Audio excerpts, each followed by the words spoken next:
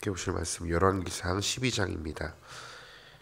열왕기상 12장 12절로 24절까지 말씀입니다.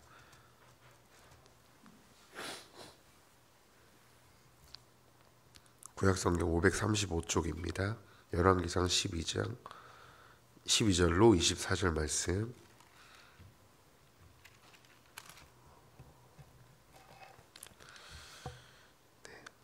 찾으셨으면 한 절씩 교독해서 읽도록 하겠습니다. 12절부터 제가 읽겠습니다. 3일 만에 여로보암과 모든 백성이 르호보암에게 나왔으니 이는 왕이 명령하여 이르기를 3일 만에 내게로 다시 오라 하였습니다.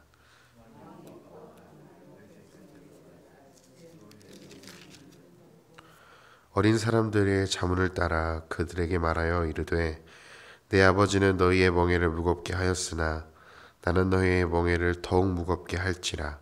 내 아버지는 채찍으로 너희를 징계하였으나 나는 전갈 채찍으로 너희를 징치하리라 하니라.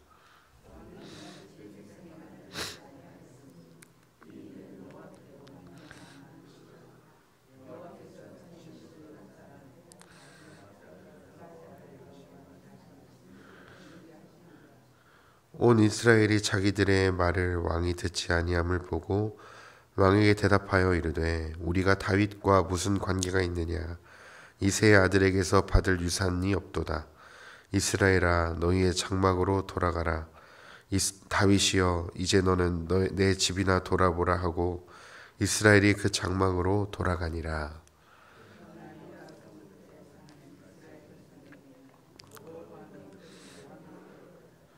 르호보암 왕이 역군의 감독 아도람을 보냈더니 온 이스라엘이 그를 돌로 쳐 죽인지라. 르호보암 왕이 급히 수레에 올라 예루살렘으로 도망하더라.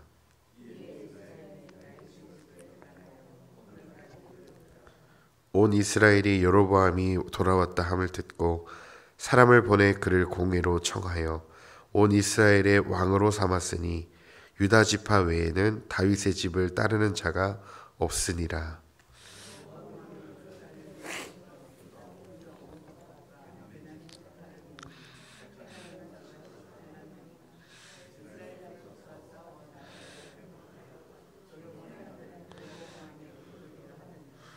하나님의 말씀이 하나님의 사람 스마야에게 임하여 이르시되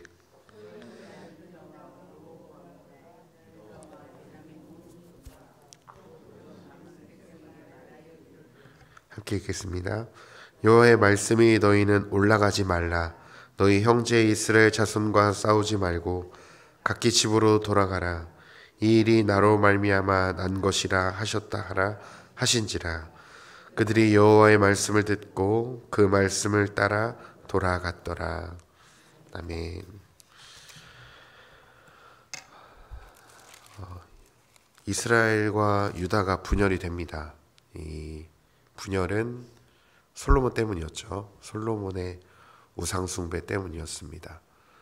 르호보암의 교만함 그리고 여로보암의 세워짐을 통해서 분열된 것이 아니고 그들이 원인이 아니고 솔로몬이 자기를 왕으로 세워주시고 자신에게 지혜를 주신 하나님을 등져 이방 여인을 사랑하고 우상을 섬겼기 때문에 이스라엘이 분열된 것이죠.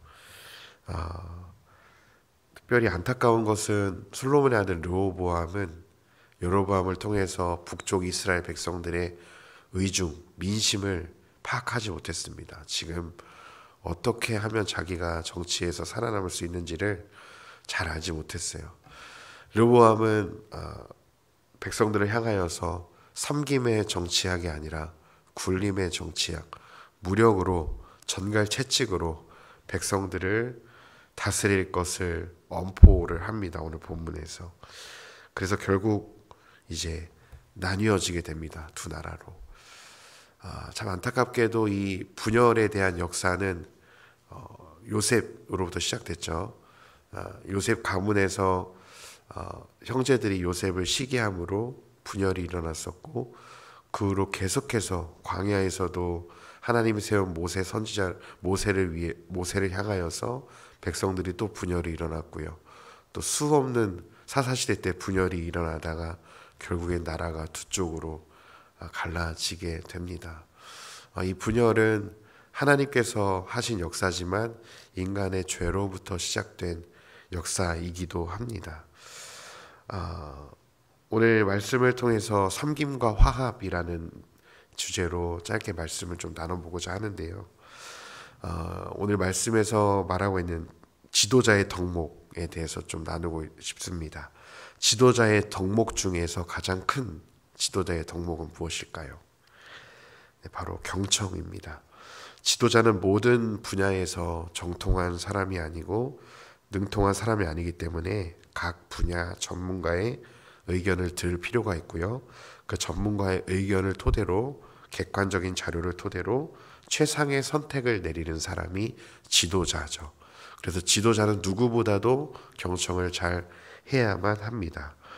르호보암은 안타깝게도 솔로몬을 오랫동안 섬겼던 원로 그 신하들의 말을 무시하고 버려버리고 젊은 신하들의 의견을 들었습니다.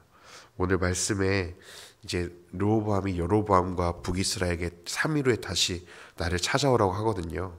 여로보암이 억울함을 토하면서 당신의 아버지께서 솔로몬께서 우리를 수년 동안 건축 사업에 밀어 넣으면서 노역에 밀어 넣으면서 우리의 멍에가 심히 무겁다. 그러니 당신이 왕으로 세워지면 우리의 멍에 좀 가볍게 해달라고 요청을 했더니 르호보암은 3일 후에 다시 찾아오라고 합니다.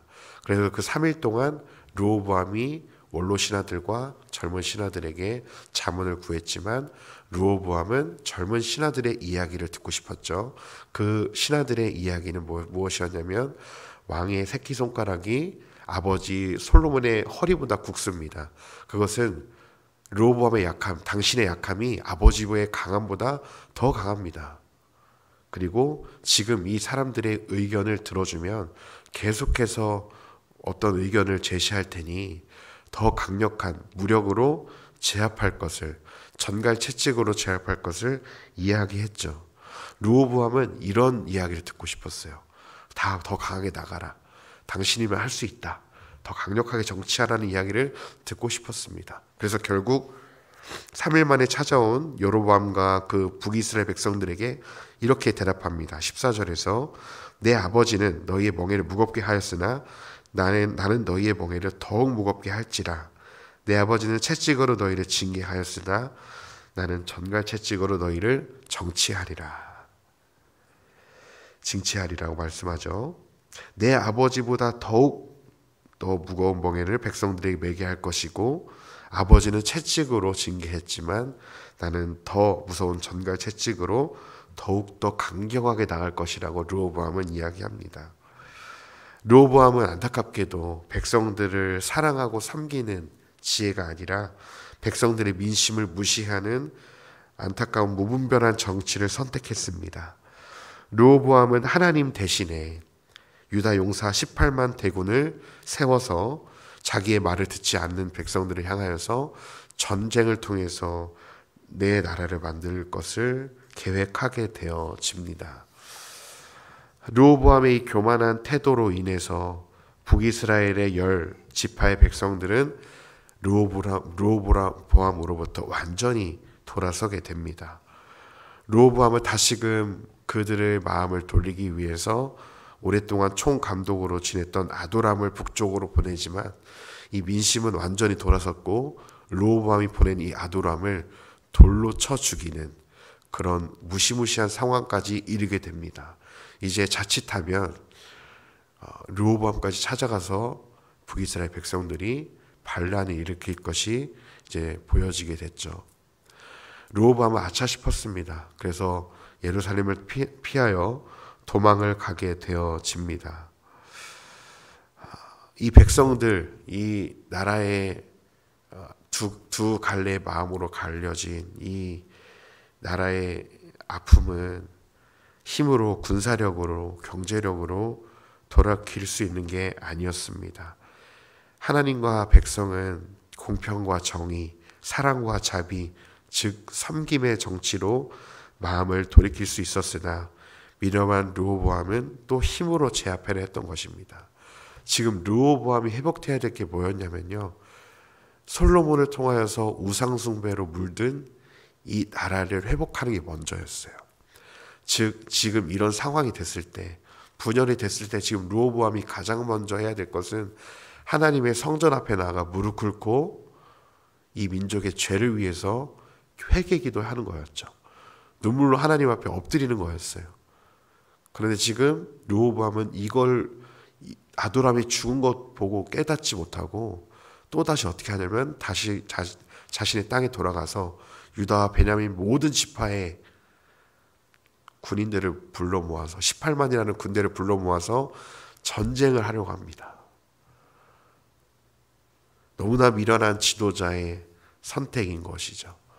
힘으로 지금 하나님께서 어떻게 보면 깨닫게 해주시는 것임에도 불구하고 또다시 힘으로 이 나라를 자신의 나라로 군림하고자 하는 그런 르호보암의 죄성이 드러납니다. 제가 초두에도 말씀드렸지만 이렇게 나라가 분열이 된 것은 르호보암의 교만함과 북쪽 이스라엘의 타협하지 않음도 있었지만, 궁극적으로 이 열왕기의 기자는 이런 일이 나타난 것이 솔로몬의 죄악 때문이고 그 죄악을 징계하시는 하나님의 주권이 이 안에 담겨 있음을 이야기합니다. 오늘 말씀 15절에서 이 일이 왜 일어나는지를 이야기합니다. 왕이 이같이 백성의 말을 듣지 아니하였으니 이 일은 여호와께로 말미암아 난 것이라. 여호와께서 전에 실로 사람 아히야로 느바세 아들 여로보암에게 하신 말씀을 이루게 하심이더라. 네, 이 모든 바운더리 안에는 하나님의 주권이 있었습니다. 느바세 아들 여로보암을 통해서 솔로몬의 손에서 찢어서 10지파를 여로보암에 주고, 다윗이 행한 일 때문에, 솔로몬의 실수에도 불구하고 다윗이 행한 일 때문에 한 지파는 솔로몬의 아들에게 남겨줄 것이다. 지금 이렇게 결과가 됐어요. 10지파는 이제 자신들의 나라를 세워서 북이스라엘을 만들고 여로보암을 왕으로 추대하고요, 르호보암은 유대 지파와 베냐민 지파, 그 작은 두 지파만을 남겨서 이제 남쪽 유다를 건설하게 됩니다. 르호보암은 전쟁을 치르러 나아가려고 합니다. 그런데 그때 하나님의 사람 스마야, 선지자가 스마야가 나타나서 르호보암에게 이렇게 이야기합니다. 24절에 여호와의 말씀이 너희는 올라가지 말라. 너희 형제 이스라엘 자손과 싸우지 말고 각기 집으로 돌아가라. 이 일이 나로 말미암아 난 것이라 하셨다 하라. 스마야가 전쟁을 치르려고 안 되겠다. 이것들이 내 말도 듣지 않고 이제 화가 올라온 이성을 잃어버린 르호보암이 18만 대군을 가지고 북이스라엘로 전쟁하러 올라가려고 하자 하나님이 그것을 보시고 스마야를 통해서 말씀하시죠. 올라가지 마라. 여호와께서 말씀하신다. 내 형제다. 북이스라엘은 내 형제니 싸우지 마라. 그리고 각기 집으로 돌아가라. 그리고 선언합니다. 이 일은 나로 말미암아 난 것이라. 하나님이 하셨다는 거죠. 이렇게 분열되게 된 것은 하나님이 하셨다. 너희 아버지의 죄 때문에 이런 분열이 일어나게 된 거다라고 스마야를 통해 하나님 말씀하십니다. 르호보암에게. 다행인 것은요, 르호보암과 그의 군대들은 하나님께서 돌아가라는 이 말씀에 다행히도 순종하고 돌아갑니다. 이 모습을 보면 그래도 조금이나마 르호보암과 그 백성들에게 희망이 있는 것 같아요. 하나님의 선지자의 말씀을 두려워하고 그 선지자 스마야를 죽일 수도 있었는데 죽이지 않고 그 말씀을 순종하여서 돌아가는 것은 그래도 이 12장에서 그나마 소망적인 메시지인 것 같습니다. 하나님 말씀에 순종하게 되어지죠. 오늘 이 말씀을 통해서 우리는 이 공동체를 세우는데 무엇이 필요한가, 지도자에게 무엇이 필요한가, 바로 섬김과 화합의 정치입니다.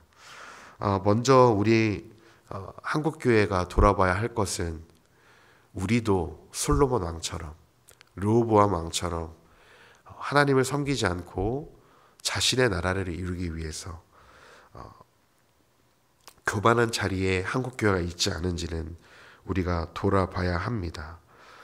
한국교회가 거룩하지 못하면, 한국교회가 하나님 아닌 다른 것을 섬기면, 세상과 똑같이 세속화가 되어서 세상 사람들과 똑같이 교회가 살아가게 되면, 이 땅의 영적 지도자인 교회가 무너진다면 이 땅에 어떻게 소망이 있겠습니까? 하나님이 교회를 통해서 일하시기 원하는데 교회가 거룩하지 못하고 교회가 세상 사람들과 똑같이 이 땅의 것들을 사랑하고 돈을 사랑하며 이 땅과 별반 차이가 없다면, 솔로몬을 통해서 우상숭배가 들어왔고 나라가 분열되었던 것처럼 교회가 거룩하지 못하면 이 땅에 누가 거룩하게 하겠습니까? 이 땅을 사랑으로 화합하는 것을, 그 일을 누가 하겠습니까? 정치를 봐도, 경제를 봐도, 군사를 봐도 계속해서 갈려지는 역사였습니다. 지금 우리나라 상황도 그렇고요. 좌파와 우파로 갈려진 이 나라. 정치 얘기만 나오면 싸움이 일어나는 이 나라. 가족 간에도 정치 이야기는 하지 않는다고 하죠. 이 나라를 무엇으로 회복하겠습니까? 누가 회복해야 되겠습니까? 바로 섬김과 화합을 우리에게 보여주시는 하나님을 믿는 거룩한 성도들을 통해서 이 땅이 회복돼야만 합니다. 하나님께서 우리를 개인의 삶으로 부르시지 않았고 공동체로 부르셨습니다. 가정이라는 공동체로, 교회라는 공동체로, 직장과 학교라는 공동체로 우리를 부르셨습니다. 하나님께서 부르신 자리에 우리가 보여야 하고 가져야 할 태도는 나만 생각하는 이기적인 태도가 아니라, 우리를 부르신 그 자리에서 누군가를 섬기고 화합하는 하나님의 마음을 가져야 합니다. 화평케 하는 자가 되어야 되는 거죠. 긍휼히 여기는 자가 되어야 합니다. 예수님께서 마태복음 5장 산상수훈에서 팔복에 말씀하신 것처럼 우리를 긍휼히 여기는 자로, 화평케 하는 자로 예수님께서 우리를 불러주셨죠. 그렇기 위해서 예수님이 우리를 위해 먼저 화평함을 이루어 주셨습니다. 하나님과 단절됐던 우리를 십자가로 화평케 하셨고, 죄로 인해 허덕이던 우리의 인생을 예수 그리스도께서 긍휼히 여겨 주셨습니다. 그래서 우리는 예수님을 통해서 평안을 얻게 됐고 안식을 얻게 됐습니다. 이 땅에서는 완벽한 안식은 아니지만 우리는 예수님을 통해서 간헐적으로나마 이 땅에서 평안함을 얻게 되어지죠. 우리는 예수님을 통해 그런 긍휼함을 받은 사람입니다. 섬김을 받은 사람이죠. 우리는 그 사랑을 가지고, 그 섬김의 마음을 가지고 세상에 나아가야 합니다. 특별히 더 작게는 우리를 부르신 자리에서 우리가 섬기는 자리로 나아가야 합니다. 오늘 르호보암처럼 자신의 나라를 만들기 위해서 사람들을 군림하려 하고 무력으로 정치하려 했던 그런 르호보암의 교만한 태도가 아니라 섬김의 자리에 그리스도인들이 있어야 하는 것이죠. 가정주부라면 주부로서 해야 할 일들, 작게는 설거지, 빨래, 청소, 어쩌면 하찮은 일로 보일 수도 있지만 하나님께서 나를, 가정을 잘 돌보는 자로, 섬기는 자로 부르셨다면 부르신 자리에서 충성을 다하는 것이 바로 하나님을 섬기는 것이죠. 그리고 직장에서 누군가를 짓밟고 올라가려는 이런 교만한 태도가 아니라 연약한 자들을 붙들어주고 용서하고 사랑으로 섬겨주는, 그래서 내가 있는 공동체가, 내가 있는 학교와 직장이 평안함을 누리게 되는 그런 복된 은혜가 성도님들의 삶에 넘치시기를 축복합니다. 하나님께서 우리가 죄인 되었을 때 먼저 사랑해 주신 것처럼, 그 사랑이 쉽진 않지만 섬김을 먼저 하나님께로부터, 예수님께로부터 받은 자로서 세상을 섬기고 사랑하며 분열이 아니라 화합으로 나아가셔서 오늘 하루도 내가 있는 가정과 직장과 내가 있는 공동체가 섬김과 화합의 그런 마음으로 나아가셔서 오늘도 그 자리가 화평케 되어지고 또 오해가 풀려지고 그날 그 내 삶을 통해 하나님의 나라가 확장되는 그런 복된 은혜가 오늘 성도님들 삶 가운데 함께 하시기를 간절히 소망합니다. 기도하겠습니다. 하나님, 오늘 르호보암의 교만함을 통해서 또 솔로몬의 방자함과 우상숭배를 통해서 이스라엘이 분열된 것을 말씀을 통해 보여주시니 감사합니다. 하나님, 이 내용을 통해서, 이 말씀을 통해서 우리가 공동체를 어떻게 섬겨야 하는지, 우리를 부르신 그 자리에서 어떻게 살아가야 하는지를 주님께서 깨닫게 해주시니 감사합니다. 이 땅을 하나 되게 하기 위해 군림하며 무력으로 통치하는 그런 방법이 아니라 예수님께서 보여주셨던 긍휼히 여기고 화평케 하며 섬기며 살아가는 그런 하나님 아버지의 마음을 닮아 교회가 그렇게 거룩하게 세상에서 살아낼 수 있도록 주님 인도하여 주시옵소서. 다만 우리의 신앙이 이 예배당 안에만 머물지 않기를 소망합니다. 우리를 부르신 가정과 직장과 캠퍼스와 학교에서 우리가 이 사명을 감당할 수 있도록 도와주셔서 교회 성도들을 통해서 주님, 우리가 있는 곳이 거룩하게 하여 주시고 하나님 나라가 이루어지게 하여 주시고 연약한 자들이 회복되어지며 오해로 넘쳐나던 공동체가 화합과 평안과 사랑으로 주님 회복되어지는 일에 우리를 귀한 도구들로 주님께서 사용하여 주시길 원합니다. 주님, 예수님의 마음을 우리에게 부어주시고 하나님의 그 놀라운 사랑을 더 깊이 깨닫게 해주셔서 이 땅을 향해서 원망과 하나님 정죄하는 마음이 아니라 이 땅을 긍휼히 여기며 이 나라를 위해 눈물로 기도할 수 있는 하나님 아버지 마음을 부어주시옵소서. 감사드리고 예수님의 이름으로 기도했습니다. 아멘.